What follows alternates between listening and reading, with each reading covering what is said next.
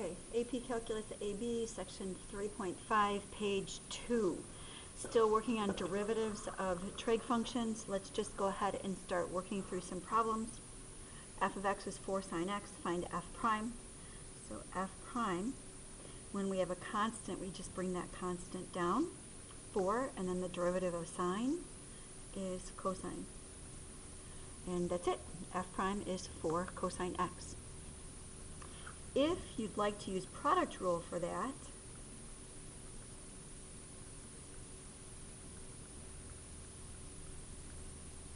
then the first function would be 4 and the second one sine x.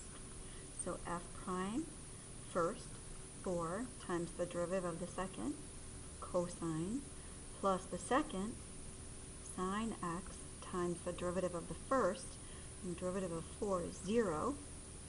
So this whole piece right here goes to 0, and we do end up with 4 cosine x.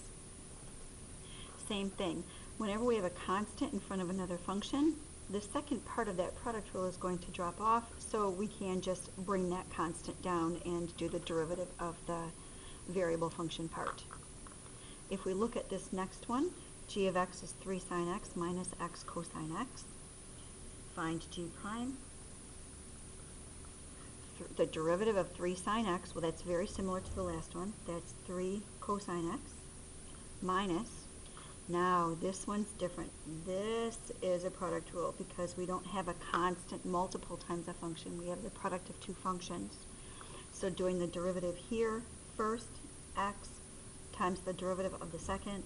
The derivative of cosine is negative sine x plus the second cosine x times the derivative of the first, which is a 1. Notice I put parentheses here to make sure that we subtract both parts of that product rule. And we'll have 3 cosine x plus x sine x minus a cosine x. And combining like terms here, we will have 2 cosine x plus x sine x. The next one here, d dx, find the derivative of this mess. We see a quotient rule in here. So bottom times the derivative of the top, and the derivative of sine is cosine. The derivative of that minus 1 is 0, minus the top, sine x minus 1, times the derivative of the bottom, and the derivative of cosine is negative sine, and the derivative of that 1, 0, all over the bottom squared. Distributing through, we have cosine squared x plus cosine x, and then we'll have plus a sine squared x minus sine x, all over cosine x plus 1, quantity squared. And right here we see cosine squared plus sine squared is 1. So we have 1 plus cosine x minus sine x all over cosine x plus 1, quantity squared. And that's it, as far as we can go. This next one over here, find f prime for pi over 3, or excuse me, f prime of pi over 3 for f of x is tangent x over x. We have another quotient rule here, and we'll need to find f prime of x first. Then we can plug in the pi over 3. Quotient rule, so bottom times the derivative of the top, and the derivative of tangent is secant squared, minus the top, tangent, times the derivative of the bottom, which is 1, all over the bottom squared. Cleaning this up a bit, it's x secant squared x minus tangent x all over x squared. Now evaluate at pi over 3. Notice the notation. As soon as we started doing a derivative, we used f prime. And when we're plugging in that pi over 3, we replace that x with pi over 3.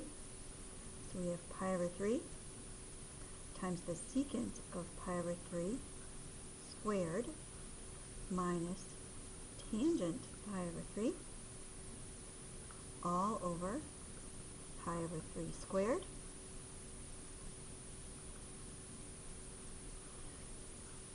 Refreshing your memory from the unit circle, pi over 3 is right out here.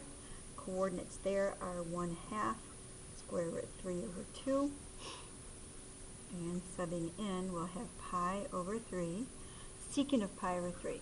Well, cosine of pi over 3 is 1/2, so secant is 2 minus, and then the tangent of pi over 3, sine over cosine, square root 3, and in the denominator, square the pi over 3, that's going to be pi squared over 9.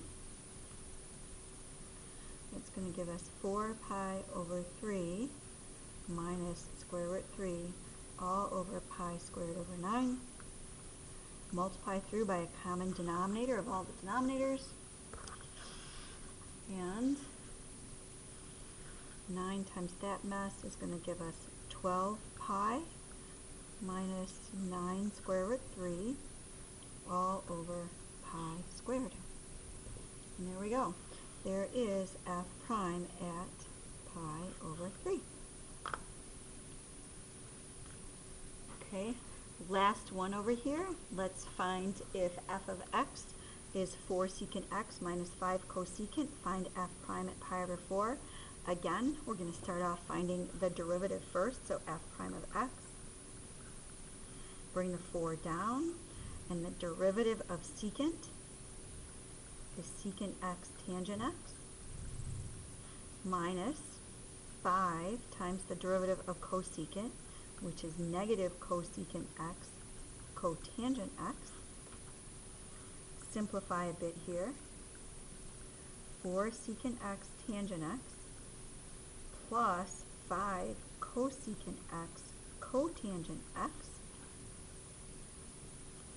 And when we plug on through, pi over 4, so we want f prime at pi over 4.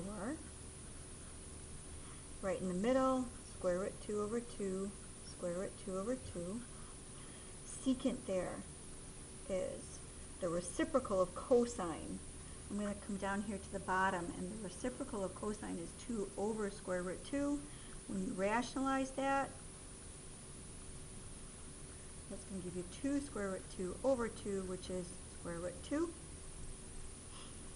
So 4 secant pi over 4 tangent pi over 4 plus 5 cosecant pi over 4 cotangent pi over 4. And one of these values I just figured out here a couple of seconds ago. Secant of pi over 4, well, that's this down here. That's square root 2 times the tangent of pi over 4, that's just 1, plus 5 cosecant of pi over 4, that's the reciprocal of sine. So same thing here, that's going to be a square root 2. And cotangent of pi over 4, cosine over sine, that's 1. So we have 4 square root 2 plus 5 square root 2, which is 9 square root 2. And there is f prime at pi over 4.